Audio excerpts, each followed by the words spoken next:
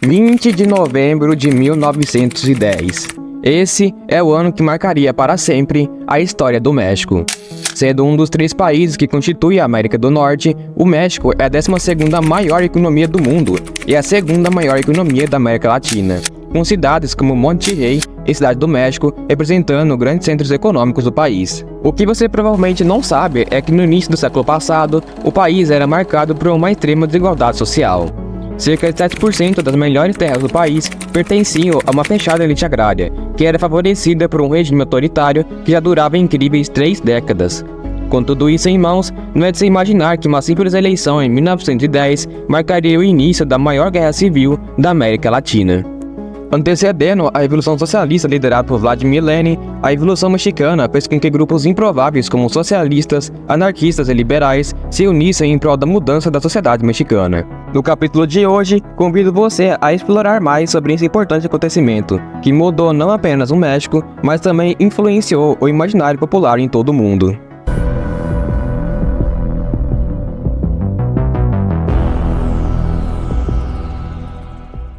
Se gosta de história e cultura pop, então se inscreva no História Retrô e ative o sininho de notificações para receber conteúdos cada vez melhores. Em 1821, em meio a um contexto de enfraquecimento do poder colonial espanhol na América, o México finalmente conquistou sua independência depois de quase uma década lutando por ela, em um dos poucos momentos onde a sociedade mexicana esteve unida. Essa união, no entanto, não duraria muito tempo, uma vez que os vários grupos sociais que compunham a sociedade mexicana da época tinham uma visão diferente de como uma sociedade deveria progredir.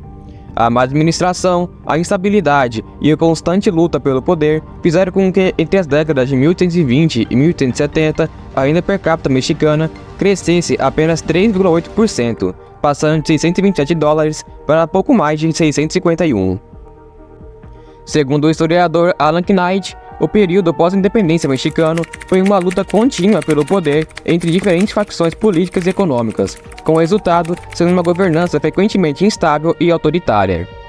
Além de problemas internos, a situação do país se tornaria insustentável quando o país perdeu aproximadamente metade de seu território para os Estados Unidos, em um evento considerado humilhante para uma nação que tinha menos de 3 décadas de existência. O governo mexicano receberia cerca de $15 milhões como indenização pelos territórios perdidos, o que aumentava o descontentamento da população com a elite conservadora que governou o país durante boa parte da primeira metade do século XIX. O ano de 1855 viu uma ascensão ao poder por parte dos liberais, que durante décadas foram meros coadjuvantes na política mexicana e faziam forte oposição aos governos liderados pelos conservadores. A ascensão desse grupo levou a uma era de reformas profundas na sociedade mexicana, que foi batizada como La Reforma. Entre as reformas propostas pelos liberais estavam a laicização do Estado, a proibição da igreja de ter terras e passaram a defender a exclusão de militares do processo político, o que desagradou as elites do país. Para piorar a situação, em 1857 o Congresso redigiu uma nova Constituição. O documento foi inteiramente baseado nos princípios do liberalismo e trazia a liberdade de expressão e de reunião como princípios básicos, a garantia da liberdade de imprensa, o voto universal masculino e diminuía ainda mais a influência das classes dominantes. Em meio à década de conflitos políticos, a perda de poder por parte dos conservadores seria o estopim para uma sangrenta guerra civil, uma vez que os conservadores não aceitavam perder seu protagonismo político visto durante a primeira metade do século XIX. O México seria então dividido entre 2 governos paralelos, um liderado pelos liberais, com sede na cidade de Santa Cruz, e o outro liderado pelos conservadores, com sede na cidade do México. Inicialmente em vantagem em comparação com os liberais, os conservadores foram aos poucos perdendo espaço na guerra, em partes devido ao apoio dado pelos Estados Unidos ao exército liberal. A iminente derrota dos conservadores levaram a uma tentativa de trégua entre os dois lados, o que acabou não acontecendo devido à divergência política que os dois lados tinham. A guerra começaria a chegar perto de seu fim em 1860, com a vitória do exército liberal em batalhas importantes. Aí então chegaria seu fim definitivo, depois que os liberais conquistaram a capital mexicana em janeiro de 1861.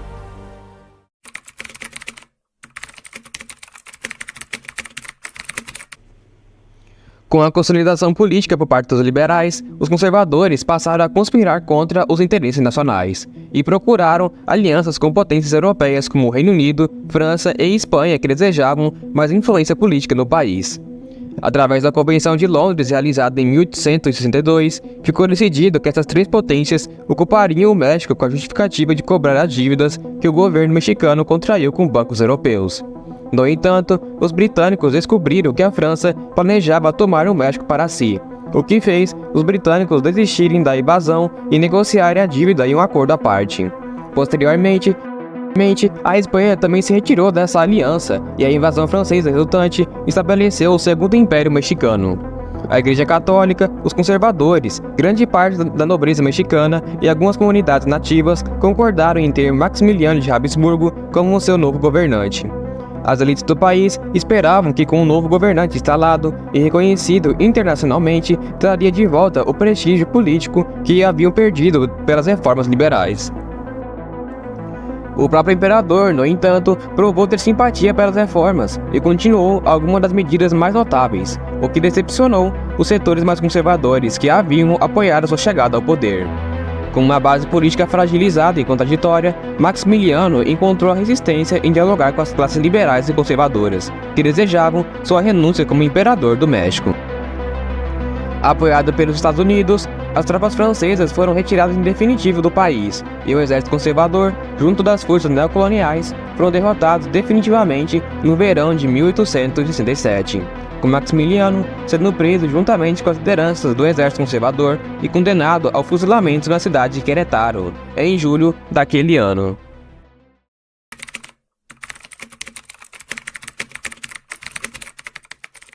O que se viu após a queda do Segundo Império Mexicano foram as décadas mais instáveis da política mexicana até aquele momento, com o país sendo governado pelas próximas 3 décadas por Porfírio Díaz. Assim como outros governantes mexicanos, Díaz era um militar que chegou ao poder através de um golpe de Estado, mas diferentemente de seus antecessores, ele conseguiu dar ao México a estabilidade que o país precisava para se modernizar.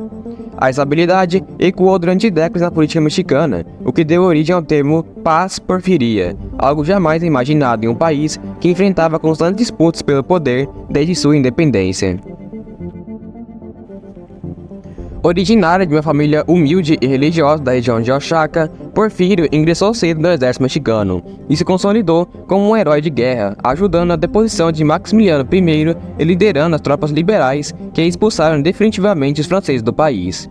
Sua presidência trouxe grandes avanços econômicos e administrativos, com o número de investidores estrangeiros tendo aumentado em diversas áreas de infraestrutura.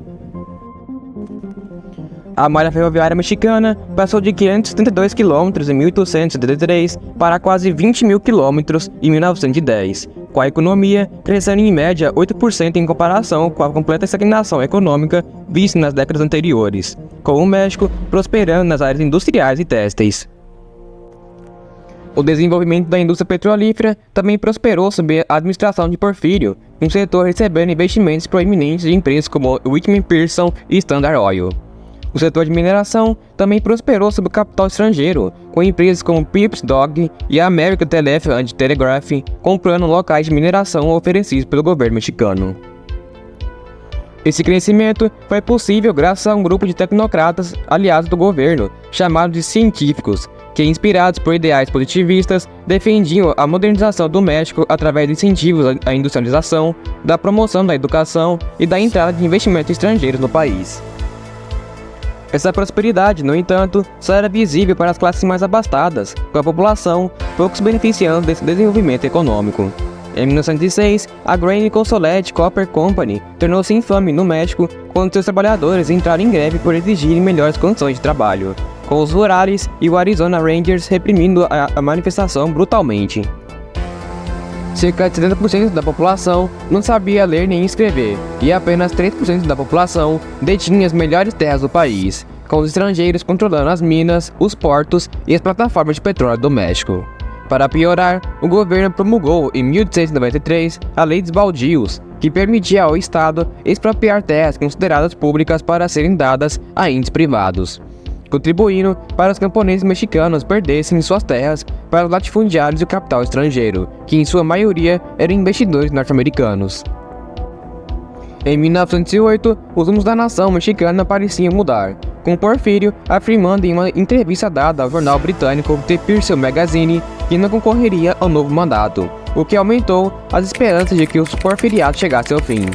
No entanto, o ditador voltou a se candidatar nas eleições de 1910, afastando seu principal concorrente à presidência, Francisco Ignacio Madero González, deixando a população ainda mais insatisfeita e clamando por mudanças, o que deu origem ao estopim que derrubaria seu governo 6 meses após o início de seu 8º mandato.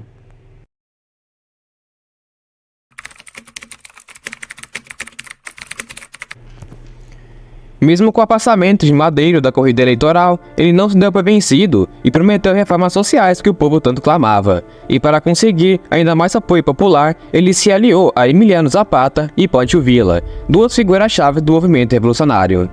Em 1911, as ruas mexicanas foram tomadas por trabalhadores em greve, com os camponeses demonstrando suas insatisfações com a situação do país. Enfraquecido por esses movimentos, Porfírio renunciou à presidência depois de formalizar um acordo no qual reconhecia Madero como novo governante, decidindo por se exilar em Paris. Com a renúncia de Porfírio, Madero assumiu a presidência com apoio dos líderes revolucionários e da população, consagrando o fim da fase inicial da Revolução Mexicana.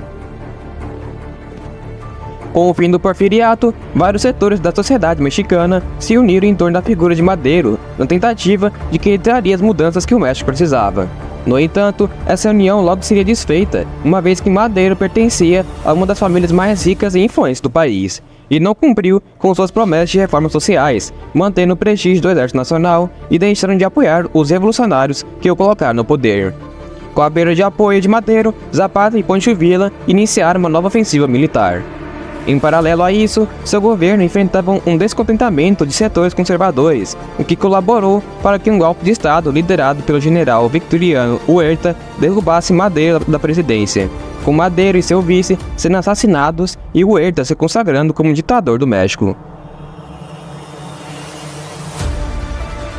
A derrubada ilegítima de Madero do poder gerou uma crise sucessória no México, com Victoriano Huerta não conseguindo o prestígio necessário para legitimizar sua liderança.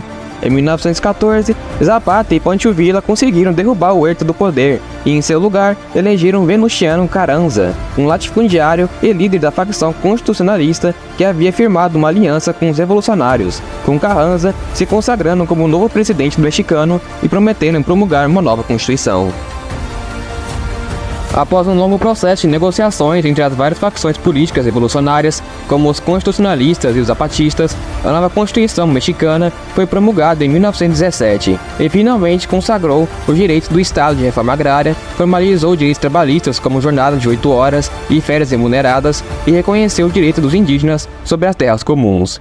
Apesar disso, a desigualdade social, principal bandeira da Revolução Mexicana, continuou a persistir nas próximas décadas, com os salários caindo 25% entre as décadas de 1934 e 1940 entre os trabalhadores camponeses, enquanto os salários de trabalhadores das áreas urbanas aumentaram cerca de 20% no mesmo período.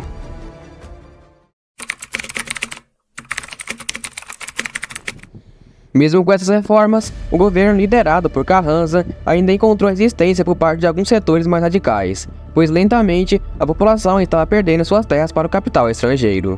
Os revolucionários deixaram de apoiar o novo presidente e permaneceram lutando por reformas mais profundas e abrangentes. Através de uma traição por parte de Carranza, Emiliano Zapata seria assassinado em 1919, assim como Pancho Villa 4 anos mais tarde. Carranza também seria morto em 1920 enquanto fugia, devido a uma traição por parte dos constitucionalistas, que se demonstraram insatisfeitos com o sucessor escolhido por ele para sucedê-lo na cadeia presidencial, com a Revolução Mexicana encontrando seu fim. Segundo o historiador John Womack Jr., a Revolução Mexicana foi uma revolução que mudou radicalmente a estrutura social e política do México, mas que também deixou muitas marcas não cicatrizadas. O poder do Estado pós-revolucionário seria detido pelas próximas décadas por generais constitucionalistas e pelo partido criado por eles para manter a estabilidade do país, o PRI.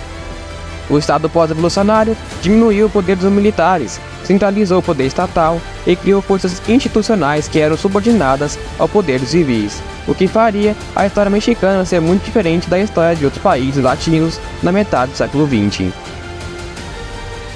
O legado revolucionário ecoa até hoje na sociedade mexicana, com vários políticos e partidos se proclamando como sucessores dos ideais trazidos pela Revolução. Muito além do legado político, a Revolução Mexicana rendeu vários personagens e histórias para a cultura popular, com ela sendo referenciada em vários filmes, séries e jogos. A Revolução Mexicana também foi importante para impulsionar o cinema e as artes no país, e movimentos artísticos como o muralismo surgiram em decorrência dela. Através desse evento, estabeleceu o estilo musical conhecido como mariachi, grande expoente da cultura mexicana e que usava da Revolução Mexicana como tema de suas canções. O cinema também se destacou no período pós-revolução, dando origem à Era de Ouro do cinema mexicano, com cineastas como Salvador Toscano e os Irmãos Alva se destacando nesse período, com diversas obras contando as histórias de Porfírio, Zapata e Pancho Villa. Apesar de não ter alcançado todos os seus objetivos, a Revolução Mexicana foi de extrema importância para o México, mudando radicalmente o destino daquela nação e impulsionando um legado cultural que persiste até hoje.